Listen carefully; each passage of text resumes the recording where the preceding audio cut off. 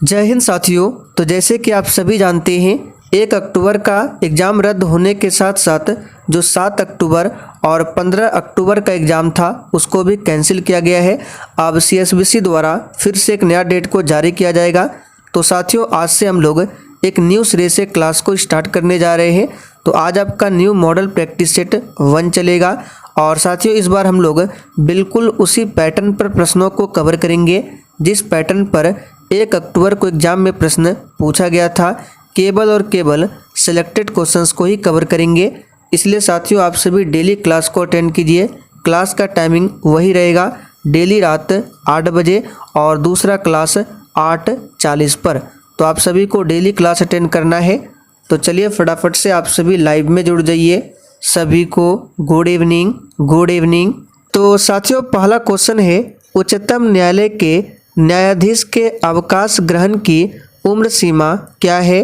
58 वर्ष, 60 वर्ष, 65 वर्ष या फिर डी 70 वर्ष है। बिल्कुल आपको सोच समझकर आंसर करना है और साथियों प्रत्येक स्टूडेंट को नीचे लाइव चैट में अपना अपना आंसर करना है जिससे आपका प्रॉपर तरीके से रिवीजन हो सके।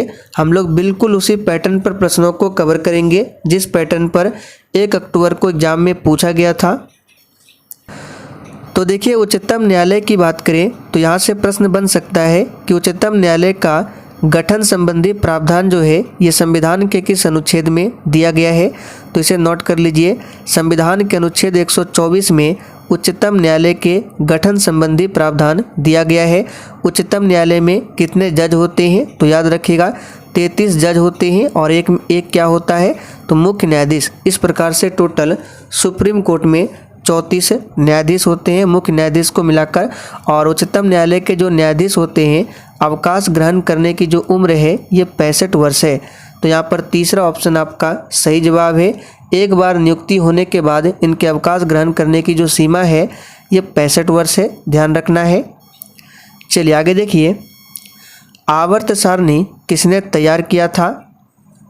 एक भी प्रश्न को आपको स्किप नहीं करना है और साथियों आप लोग अब डेली क्लास को अटेंड कीजिए। और जितने भी नए अभ्यर्थी जो कि चैनल पर पहली बार आए हैं आपको क्लास टाइमिंग के बारे में बता देते हैं। इस चैनल पर आपको डेली रात 8 बजे लाइव चैट के साथ प्रैक्टिस सेट की क्लास दी जाएगी और एक क्लास है 8:35 या फिर 8:40 पर। इसमें हम लोग सब्जेक्ट वाइज प्रश्नों का प्रैक्टिस करेंगे, इसलिए आप लोग डेली क्लास कीजिए। और प्रत्येक क्लास के जितने भी PDF होंगे आपको टेलीग्राम पर मिल जाएगा। टेलीग्राम का लिंक इसी वीडियो के नीचे डिस्क्रिप्शन बॉक्स में दिया गया है। तो प्यारे साथियों आवर्त सारणी की बात करें तो इसको किसने तैयार किया था? तो याद रखिएगा सही जवाब है मेंडलीफ ने तैयार किया था। किसने किया था? मेंडलीफ ने। और आधुनिक आवर्त सारणी की बात करें तो आधुनिक आवर्त सारणी को मोसले ने तैयार किया था। तो दोनों फैक्ट को ध्यान रखना है। सिर्फ आवर्त सारणी पूछे तो मेंडलीफ, लेकिन आधुनिक आवर्त सारणी पूछे तो मोसले ने तैयार किया था। आगे देखिए, इनमें से कौन भारत के राष्ट्रपति द्वारा नियुक्त नहीं होते हैं? सभी ऑप्शन को ध्यान से देखिए। राजदूत, प्रधानमंत्री, भारत के मुख्य न्यायाधीश या फिर डी उपराष्ट्रपति। तो साथियों यहाँ पर चौथे प्रश्न का सही जवाब है उपराष्ट्रपति। याद रखिएगा उपराष्ट्रपति का निर्वाचन संसद के दोनों सदनों के सदस्यों से मिलकर होता है, ना कि राष्ट्रपति के द्वारा। तो उपराष्ट्रपति की नियुक्ति याद रखिएगा राष्ट्रपति के द्वारा नहीं होता है। वर्तमान में भारत के उपराष्ट्रपति कौन है? तो श्री जगदीप धनखड़ है। भारत के मुख्य न्यायाधीश वर्तमान में कौन है? तो 50वें नंबर के हैं DY चंद्रचूड़। चलिए आगे देखिए, विभिन्न राजनीतिक दलों की स्वीकृति राष्ट्रीय पार्टी अथवा प्रादेशिक पार्टी के रूप में कौन प्रदान करता है? चलिए आंसर बताइए फटाफट से। तो साथियों राजनीतिक दलों का जो पंजीकरण है ये जनप्रतिनिधि अधिनियम 1951 की धारा, ध्यान रखना है 1951 की धारा 29A के प्रावधानों के तहत है। और विभिन्न राजनीतिक दलों की स्वीकृति राष्ट्रीय पार्टी अथवा प्रादेशिक पार्टी के रूप में कौन प्रदान करता है? तो ये करता है चुनाव आयोग। यहाँ पर दूसरा ऑप्शन आपका सही जवाब है चुनाव आयोग। याद रखिएगा। बिहार के उप मुख्यमंत्री अभी कौन है? चलिए 6 के लिए फटाफट से आंसर कीजिए। तो वर्तमान की बात करें 2023 में बिहार के उप मुख्यमंत्री कौन है? तो तेजस्वी यादव है। तो तीसरा ऑप्शन जो ही बच्चे दिए हैं बिल्कुल सही जवाब है। आगे देखिए, जो राज्य नहर सिंचाई पर सर्वाधिक आश्रित है वह कौन सा है? चलिए बहुत ही शानदार लेवल का क्वेश्चन है। और साथियों, जिसने अभी तक सेशन को लाइक नहीं किया है, प्लीज़ आप सभी से रिक्वेस्ट है कि आप सभी सेशन को दिल से एक बार ज़रूर लाइक कर दें।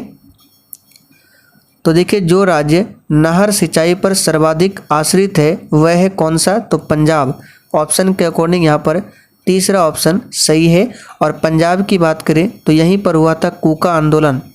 पूछा जाएगा कि कूका आंदोलन कहाँ पर हुआ था, तो याद रखिएगा पंजाब में।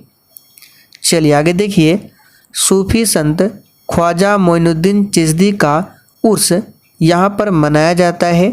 चलिए कहाँ पर मनाया जाता है? फतेहपुर सिकरी में, आगरा में, अजमेर शरीफ में या फिर डी बिहार शरीफ में। तो यहाँ पर 8वें प्रश्न का सही जवाब है अजमेर शरीफ में। याद रखिएगा, यहाँ पर तीसरा ऑप्शन आपका सही जवाब है। और राजस्थान के अजमेर में ख्वाजा मोइनुद्दीन चिश्ती का दरगाह है। यहाँ से प्रश्न बन सकता है कि ख्वाजा मोइनुद्दीन हसन चिश्ती का दरगाह कहाँ पर है? तो राजस्थान के अजमेर में। चलिए आगे बढ़ते हैं। और यहाँ पे देखिए आगरा, तो आगरा शहर की स्थापना किसने किया था? तो 1504 में सिकंदर लोदी ने। और 1506 में आगरा को अपनी राजधानी बनाया था सिकंदर लोदी ने। चलिए आगे देखिए, भारत के सुदूर पूर्व में जो देश सर्वाधिक लंबी सीमा बनाता है वह कौन सा है? चलिए बिल्कुल सोच समझकर आंसर करना है। और सेशन के लास्ट में आपको कमेंट करके अपना अपना स्कोर ज़रूर बताना है कि आपने कितने प्रश्नों के सही से आंसर किए हैं। और हम लोग एक भी फालतू प्रश्नों को नहीं कवर करेंगे। तो भारत के सुदूर पूर्व में स्थित देश जो है म्यांमार की सीमा सर्वाधिक रूप से भारत से लगती है। तो यहाँ पर दूसरा ऑप्शन आपका सही जवाब है। पूर्व में पूछा गया था तो दूसरा ऑप्शन सही है। म्यांमार का पुराना नाम क्या था? तो वर्मा। क्या था? तो वर्मा। याद रखेंगे। स्लेट रूपांतरित रूप है। चलिए आंसर कीजिए फटाफट से। और देखिए 1 अक्टूबर को पूछा गया था हवाई द्वीप का पुराना नाम। तो अगर आपको याद हो तो फटाफट से कमेंट करके बताइए। हमने आपको बताया था हवाई द्वीप का पुराना नाम, तो इसीलिए हमने यहाँ पे बता दिया म्यांमार का पुराना नाम क्या है? तो वर्मा है। तो स्लेट जो है ये किसका रूपांतरित रूप है? तो याद रखिएगा ये सेल का क्या है? रूपांतरित रूप है। तो यहाँ पर पहला ऑप्शन आपका सही जवाब है। याद रखिएगा। और संगमरमर की बात करें, संगमरमर एक कयांत्रित सेल है जो कि दूसरा ऑप्शन में दिया गया है, जो कि चूना पत्थर के कयांत्रण का ही परिणाम है। संगमरमर का फॉर्मूला क्या होता है? तो CaCO3 यानी कैल्शियम कार्बोनेट, इसी को कहा जाता है चूना पत्थर। चलिए आगे देखिए, सिंधु नदी की लंबाई उतनी ही है जितनी ब्रह्मपुत्र नदी की, यह लंबाई कितनी है? यानी कि सिंपली आपको बताना है ब्रह्मपुत्र नदी की लंबाई कितनी है। तो यहाँ पर 11वें प्रश्न का सही जवाब हो जाएगा सिंधु नदी की कुल लंबाई 3180 किलोमीटर है, जो कि ऑप्शन में नहीं दिया गया है। तो यहाँ पर हो जाएगा डी ऑप्शन, इनमें से कोई नहीं। और दक्षिण भारत की सबसे लंबी नदी क्या है? गोदावरी नदी, जिसकी लंबाई 1465 किलोमीटर है। और भारत की सबसे लंबी नदी गंगा है, जिसकी लंबाई 2525 किलोमीटर है। चलिए आगे देखिए, भारतीय संविधान के अनुसार राज्य का कार्यकारी अध्यक्ष कौन होता है? और देखिए साथियों, अगर आपको किसी भी प्रश्न में थोड़ा भी डाउट होता है तो आप लोग तुरंत कमेंट करके पूछ सकते हैं। आपके कमेंट का रिप्लाई 100% दिया जाएगा। तो भारतीय संविधान के अनुसार राज्य का कार्यकारी अध्यक्ष कौन होता है? तो राष्ट्रपति जो है राज्य का अध्यक्ष तथा संघीय कार्यपालिका का भी अध्यक्ष होता है। तो दूसरा ऑप्शन आपका सही जवाब है। याद रखिएगा। अटॉर्नी जनरल की बात करें, जिसको महान्यायवादी कहा जाता है, वर्तमान में कौन है? तो याद रखिएगा आर वेंकट रमनी है। चलिए आगे देखिए, भारतीय नागरिक के मौलिक कर्तव्य कितने हैं? चलिए 14 के लिए आंसर बताएंगे, बहुत ही सिंपल है। आपके एग्जाम में पूछा गया था 1 अक्टूबर को कि मौलिक कर्तव्य जो है किस भाग में है, तो याद रखिएगा हमने आपको बताया था 4A यानी कि 4 क और अनुच्छेद 51 क में है मौलिक कर्तव्य, तो इसे ध्यान रखें। तो वर्तमान में कितने हैं, तो वर्तमान में 11 मौलिक कर्तव्य है। देखिए मूल संविधान में एक भी मौलिक कर्तव्य नहीं था, इसे बाद में 42वां संशोधन 1976 के तहत जोड़ा गया था सरदार स्वर्ण सिंह समिति के सिफारिश पर, और जब जोड़ा गया था तो 10 मौलिक कर्तव्य को ही जोड़ा गया था। बाद में 86वां संशोधन होता है 2002 में, उसी के तहत 11वें मौलिक कर्तव्य को जोड़ा गया था। मौलिक कर्तव्य को कहाँ से लिया गया है, तो रूस देश के संविधान से। चलिए आगे देखिए, राज्यसभा में सदस्यों की अधिकतम संख्या कितनी होती है। 15 के लिए आंसर बताएंगे आप सभी। तो राज्यसभा की बात करें, इसको अपर हाउस कहा जाता है और राज्यसभा कभी भी भंग नहीं की जा सकती है। और राज्यसभा में सदस्यों की अधिकतम संख्या पूछे तो याद रखिएगा 250, लेकिन वर्तमान में कितने हैं, तो 245 है, याद रखिएगा। देखिए राज्यसभा के सदस्यों की अधिकतम संख्या तो 250 है, जिसमें 238 सदस्य निर्वाचित होते हैं और 12 सदस्य जो है राष्ट्रपति के द्वारा मनोनीत होते हैं। वर्तमान में 245 है, लेकिन कुल पूछे तो 250। महात्मा गांधी का जन्म कब हुआ था। देखिए आपके एग्जाम में सारे प्रश्न हार्ड नहीं पूछे जाते हैं, कुछ क्वेश्चन यानी कि 20 से 25 क्वेश्चन ऐसे होते हैं जो कि बहुत ही सिंपल होते हैं, तो आपको सभी प्रश्नों को पढ़ना चाहिए। तो महात्मा गांधी का जन्म हुआ था 2 अक्टूबर 1869 को, जो कि दूसरा ऑप्शन में दिया गया है 1869 में, ध्यान रखेंगे। और मृत्यु पूछे तो 30 जनवरी 1948 को। और जो हम आपको एक्स्ट्रा फैक्ट बता रहे हैं, अगर आपको नहीं पता है तो आप लोग साथ में लिखते भी चलें। चलिए आगे देखिए, सिखों के गुरुओं में गुरु गोविंद सिंह कौन थे, यानी कितने नंबर के गुरु थे। तो देखिए सिखों में टोटल 10 गुरु है, जिसमें से अंतिम और 10वां गुरु जो है कौन है, गुरु गोविंद सिंह है। तो सही जवाब है चौथा ऑप्शन। गुरु गोविंद सिंह का जन्म कब हुआ था, तो याद रखिएगा 1666 में पाटलिपुत्र में, और इन्होंने 1699 में खालसा पंथ की स्थापना की थी। कनिष्क राजा थे। चलिए 18 के लिए आंसर बताएंगे, कनिष्क राजा थे। तो साथियों कनिष्क जो है कुषाण वंश के राजा थे, बहुत ही सिंपल है।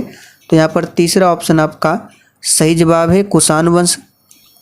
बेरी बेरी खुराक में किसकी कमी की वजह से होता है। चलिए प्रत्येक स्टूडेंट को नीचे लाइव चैट में आंसर देना है, और लाइव चैट का ऑप्शन आपको तभी मिलेगा जब आप लोग क्लास टाइमिंग पर ही देखेंगे, यानी कि डेली रात 8 बजे से जब आप लोग क्लास अटेंड करेंगे तभी आपको नीचे लाइव चैट का ऑप्शन मिलेगा। तो बेरी बेरी जो है आप सभी जानते हैं विटामिन बी की कमी से होने वाला रोग है, विटामिन ए की कमी से रतौंधी होता है, विटामिन सी की कमी से स्कर्वी रोग होता है। विटामिन ई का रासायनिक नाम क्या है, तो टोकोफेरॉल, सभी को ध्यान रखें। भारत पर आक्रमण करने वाला पहला मुसलमान कौन था।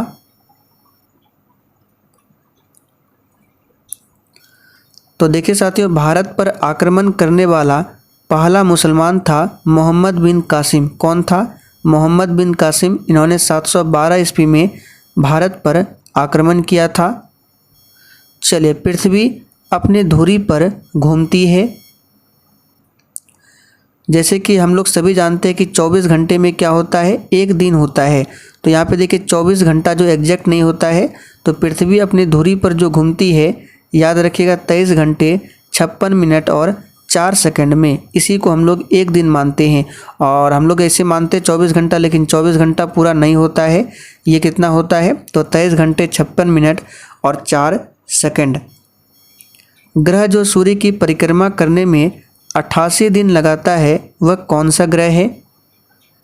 तो यहाँ से आपको सूर्य से क्रम में, दूरी के क्रम में ग्रहों के नाम याद रखना है। तो सबसे पहले बुध है, शुक्र है, पृथ्वी है, मंगल, बृहस्पति, शनि, अरुण, वरुण। और ये जो वरुण है सबसे ठंडा ग्रह है, क्योंकि सूर्य से सबसे दूर में है।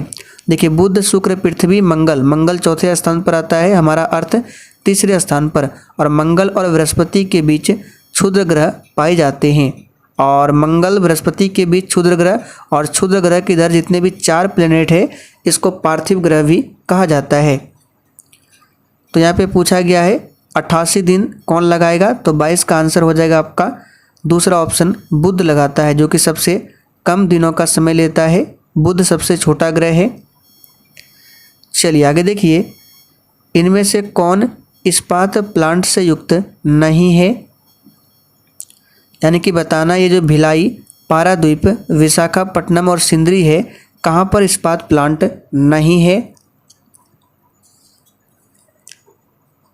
तो 24 का आंसर यहाँ पे क्या हो जाएगा, तो याद रखिएगा इसका हो जाएगा चौथा, सिंदरी में इस्पात प्लांट नहीं है। याद रखिएगा कहाँ हो जाएगा, सिंदरी। बाकी भिलाई, विशाखापट्टनम, पारादीप, इन सभी जगहों पर इस्पात प्लांट है। चलिए, गारो जनजाति है, बिल्कुल सेलेक्टेड क्वेश्चन है, फटाफट से आंसर कीजिए। गारो कहाँ के जनजाति है, तो प्रमुख रूप से गारो जो है ये मेघालय में पाया जाता है, तो इसलिए आपका आंसर तीसरा हो जाएगा मेघालय। याद रखिएगा। और यहाँ पे देखिए, मेघालय के मानसिनराम में सबसे अधिक वर्षा होती है। पूछा जाता है भारत में सबसे अधिक वर्षा कहाँ पर होती है, तो मेघालय के मानसिनराम में, इसे भी ध्यान रखें। चलिए आगे देखिए, दिल्ली चलो का नारा किसने दिया था। आपके एग्जाम में पूछा गया था जय हिंद का नारा किसने दिया था।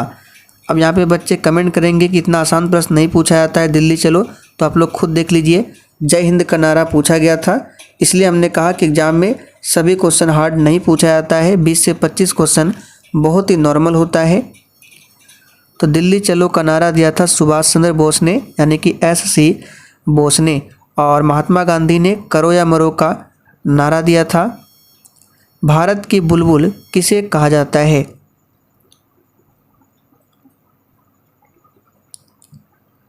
तो 29 का आंसर क्या हो जाएगा, तो दूसरा ऑप्शन सरोजनी नायडू को भारत की बुलबुल कहा जाता है।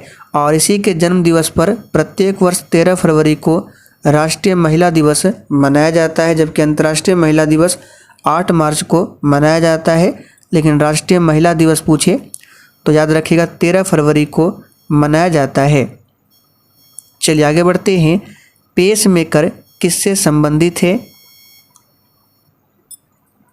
आंसर कीजिए 30 के लिए, पेस मेकर किससे संबंधित है, तो याद रखिएगा ये हृदय से संबंधित है। पेस मेकर आपका तीसरा ऑप्शन सही है। चलिए आगे देखिए, भारत के प्रथम गवर्नर जनरल कौन थे।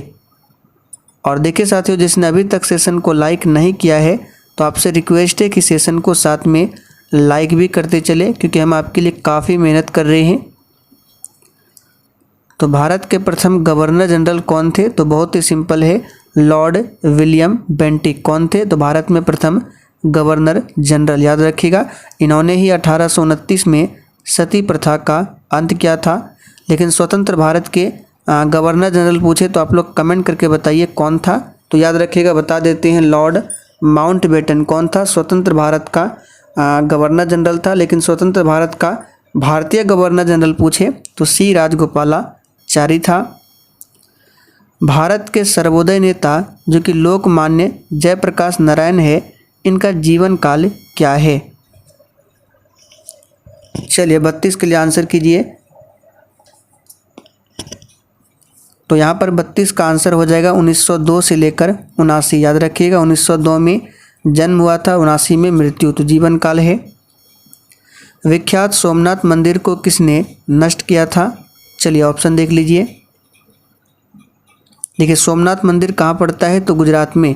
और इसको नष्ट किसने किया था, तो याद रखिएगा सुल्तान महमूद, यानी कि महमूद गजनी ने सोमनाथ मंदिर को लूटा था। महमूद गजनी की बात करें, यानी सुल्तान महमूद की बात करें तो इन्होंने भारत पर 25 वर्षों में टोटल 17 बार आक्रमण किया था और 1025 ईस्वी में सोमनाथ मंदिर को लूटा था। और यह आखिरी हमला था भारत में महमूद गजनी का। याद रखिएगा। हर्षवर्धन के साम्राज्य के समय जो चीनी पर्यटक भारत आया था वह कौन था। शायद ये भी प्रश्न पूछा गया था।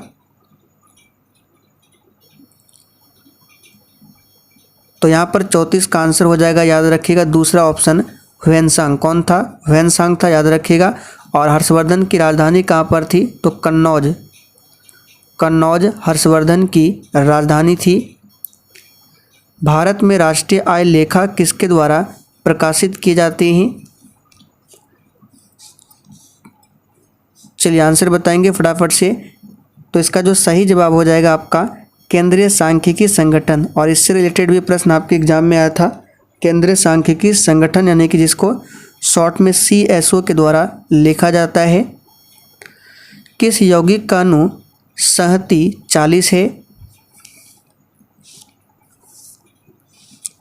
चलिए आंसर कीजिए फटाफट से। तो यहाँ पर आपका आंसर हो जाएगा बी ऑप्शन, सोडियम हाइड्रोक्साइड की अणु संहति जो है वो 40 होती है। आगे देखिए कितने अणु 1 मोल के बराबर होते हैं?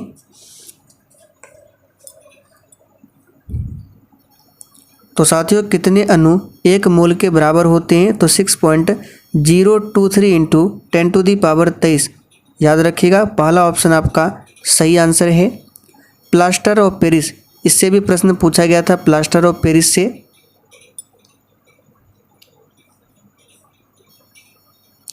तो प्लास्टर ऑफ पेरिस का फॉर्मूला क्या होता है? बहुत ही सिंपल है, CaSO4 इंटू हाफ H2O। और जिप्सम का पूछे तो हाफ नहीं होगा, सिर्फ यहाँ पे 2 हो जाएगा।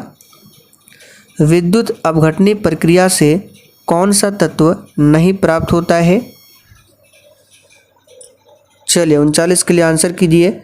विद्युत अपघटनी प्रक्रिया से कौन सा एलिमेंट है जो नहीं प्राप्त होता है? तो याद रखिएगा ये है लोहा। यहाँ पर चौथा ऑप्शन आपका सही जवाब है। इस प्रक्रिया में सोडियम, पोटेशियम, कैल्शियम ये सभी प्राप्त होता है। विश्व बैंक का दूसरा नाम क्या है? वर्ल्ड बैंक से भी क्वेश्चन शायद आया था। तो विश्व बैंक की बात करें तो इसका दूसरा नाम याद रखिएगा IBRD। IBRD इस नाम से भी जाना जाता है। और विश्व बैंक को याद रखिएगा 1944, इसे 1944 में IMF के साथ ब्रेटन वुड्स सम्मेलन के तहत स्थापित किया गया था। विश्व बैंक को ध्यान रखेंगे। IMF क्या है? तो इंटरनेशनल मॉनेटरी फंड है। इसका हेडक्वार्टर कहाँ पर है? तो वाशिंगटन DC में है। और विश्व बैंक का भी कहाँ पर है? तो विश्व बैंक का भी मुख्यालय वाशिंगटन में ही है। खाने का सोडा क्या है? तो बहुत ही सिंपल है, खाने का सोडा क्या है? तो सोडियम बाइकार्बोनेट है। इसे मीठा सोडा या फिर खाने का सोडा कहा जाता है, जिसका फॉर्मूला NaHCO3 होता है। चलिए आगे देखिए, वेल्डिंग के लिए किस मिश्रण का उपयोग किया जाता है?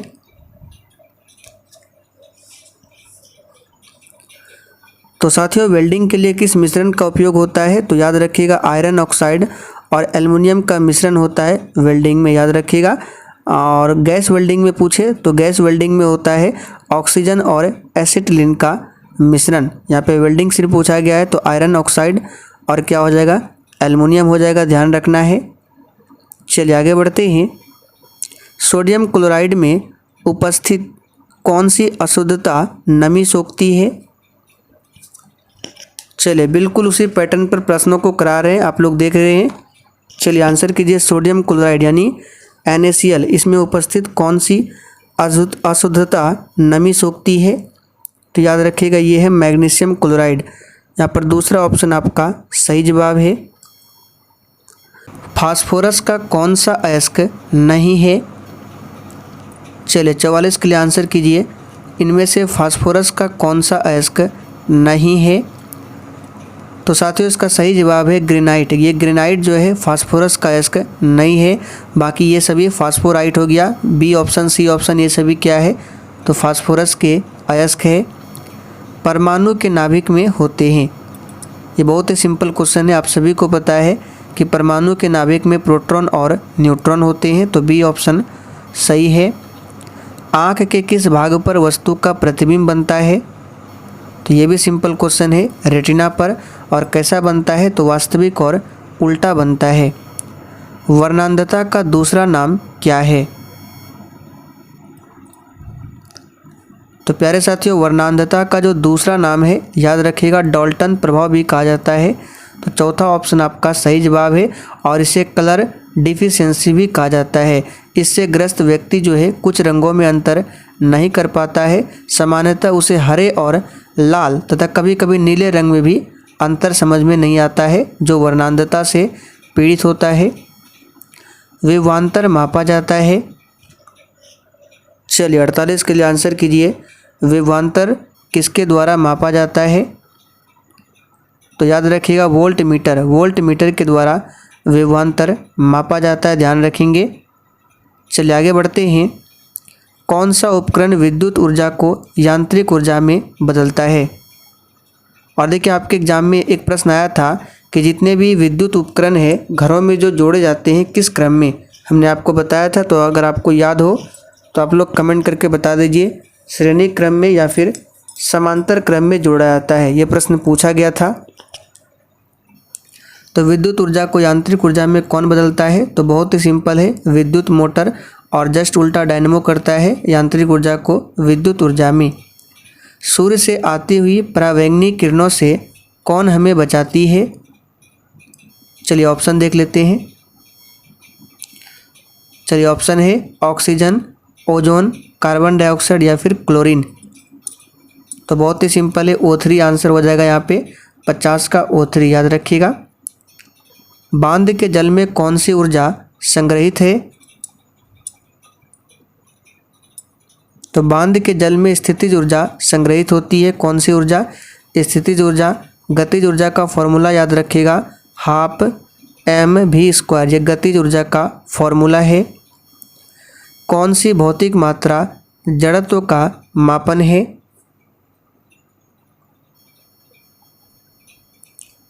तो कौन सी भौतिक मात्रा जड़त्व का मापन है? तो यहाँ पे सही जवाब हो जाएगा दूसरा, द्रव्यमान। याद रखिएगा द्रव्यमान जो है ये जड़त्व का मापन है। चलिए आगे बढ़ते हैं। गतिज ऊर्जा का समीकरण क्या है? आंसर कीजिए फटाफट से। गतिज ऊर्जा यानी काइनेटिक एनर्जी का इक्वेशन क्या है? तो बहुत ही सिंपल है, हाफ mv² होता है। आगे देखिए, वायुजीवी श्वसन के दौरान किसका पूर्ण ऑक्सीकरण होता है? तो वायुजीवी श्वसन के दौरान किसका पूर्ण ऑक्सीकरण नहीं होता है? तो इसका सही जवाब है ग्लूकोज का। ग्लूकोज का फॉर्मूला C6H12O6 होता है। रक्त का कौन सा घटक शरीर के अंगों को ऑक्सीजन पहुंचाता है?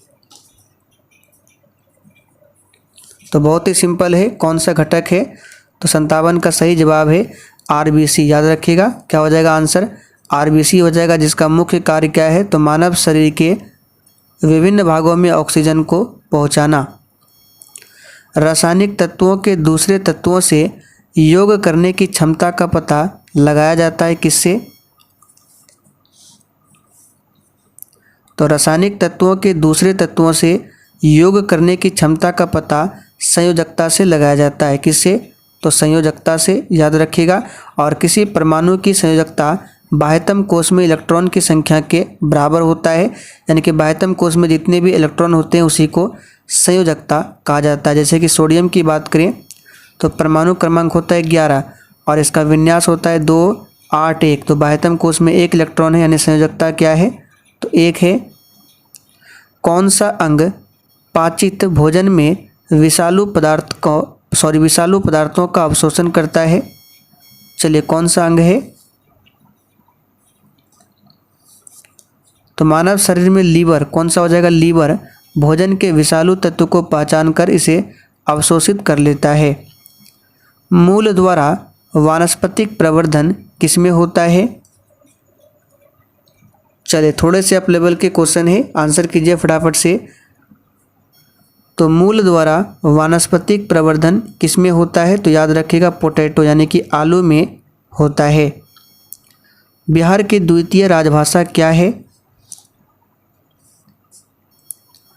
तो साथियों बिहार की द्वितीय राजभाषा की बात करें तो ये क्या है? तो याद रखिएगा हिंदी। हिंदी बिहार की राजभाषा और उर्दू जो है द्वितीय राजभाषा है। याद रखिएगा द्वितीय पूछा गया है तो उर्दू हो जाएगा। बिहार के मुख्यमंत्री की नियुक्ति किसने किया था? यानी कि सिंपली बताना है बिहार के जो मुख्यमंत्री होते हैं, किसी भी राज्य के मुख्यमंत्री नियुक्ति कौन करता है? तो आर्टिकल आपको ध्यान रखना है 164। देखिए 164 के अनुसार मुख्यमंत्री की नियुक्ति जो है राज्यपाल द्वारा की जाएगी और अन्य मंत्रियों की नियुक्ति जो है राज्यपाल द्वारा मुख्यमंत्री की सलाह पर की जाती है। और मंत्री जो है राज्यपाल के प्रसाद प्रियत क्या होते हैं, अपने पद पर बने रहते हैं। तो यहाँ पर आर्टिकल ध्यान रखना 164 के तहत, और सही जवाब हो जाएगा बिहार के राज्यपाल। और राज्यपाल की नियुक्ति कौन करता है? तो राज्यपाल की नियुक्ति भारत के राष्ट्रपति करते हैं। वर्तमान में बिहार के राज्यपाल कौन है, आप लोग कमेंट करके बता दीजिए। भारत के उपराष्ट्रपति का चुनाव करने वाले सदस्य होते हैं,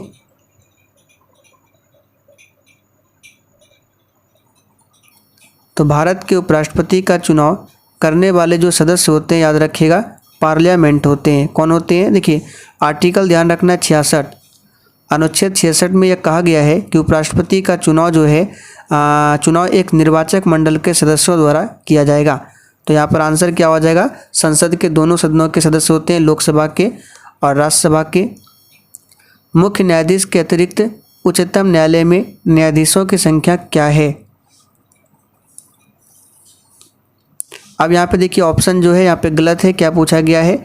मुख्य न्यायाधीश के अतिरिक्त, यानी इनको छोड़कर सुप्रीम कोर्ट में कितने होते हैं? तो 33 होते हैं, और मुख्य न्यायाधीश को मिलाया जाए तो 34। तो इस प्रकार आंसर याद रखिएगा 33 होते हैं, जो कि ऑप्शन में नहीं दिया गया है। भारत है एक, तो ये भी प्रश्न पूछा गया था इस तरह से कि भारत संविधान में किस तरह भारत को वर्णन किया गया है। ऑप्शन में था राज्यों का संघ, तो आंसर जो था आपका राज्यों का संघ। उसी प्रकार यहाँ पे भारत क्या है? तो भारत एक धर्मनिरपेक्ष राष्ट्र है, आप सभी जानते हैं। पहला ऑप्शन आपका सही है। पुराने लिच्छवी राज्य की राजधानी कहाँ पर थी? तो इसका सही जवाब हो जाएगा वैशाली। कहाँ पर थी? तो वैशाली में। जो सदस्य लोकसभा के अध्यक्ष का चुनाव करते हैं वे कहलाते हैं, यहाँ पे जो सदस्य लोकसभा के अध्यक्ष का चुनाव करते हैं वे कौन होते हैं? तो लोकसभा का अध्यक्ष वर्तमान में ओम बिरला है, और लोकसभा के अध्यक्ष का चुनाव जो करते हैं सदस्य वो होते हैं लोकसभा के ही सदस्य। तो यहाँ पर चौथा ऑप्शन आपका सही जवाब है। भारत के राष्ट्रपति जिन सदस्यों द्वारा चुने जाते हैं वे होते हैं, चलिए ये प्रश्न इंपॉर्टेंट रहेगा, भारत के राष्ट्रपति पूछा गया है। चलिए तो देखिए राष्ट्रपति के चुनाव के लिए एक निर्वाचक मंडल का गठन किया जाता है, जिसमें संसद के दोनों सदनों के चुने हुए सदस्य और राज्यों के विधानसभा में चुने गए सदस्य वोट डालते हैं। तो यहाँ पर आंसर क्या हो जाएगा? तीसरा ऑप्शन हो जाएगा, पार्लियामेंट एवं राज्यों की विधानसभाओं के सदस्य। याद रखिएगा। पंचायती राज कब लागू किया गया था?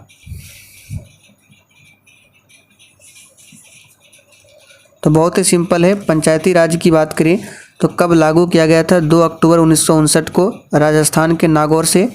तो चौथा ऑप्शन आपका सही जवाब है। उपचुनाव कराया जाता है, देखिए उपचुनाव जिसे विशेष चुनाव के रूप में भी जाना जाता है, ये कराया जाता है कभी भी। तो चौथा ऑप्शन आपका सही जवाब है।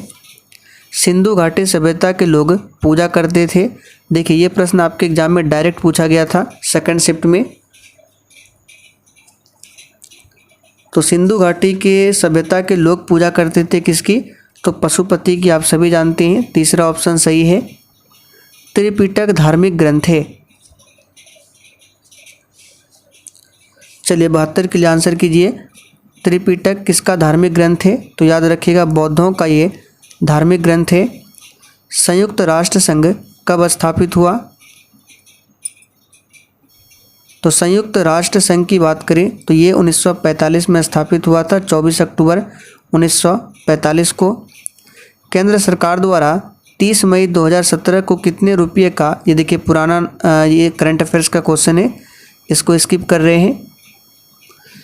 पानीपत की तीसरी लड़ाई कब लड़ी गई थी?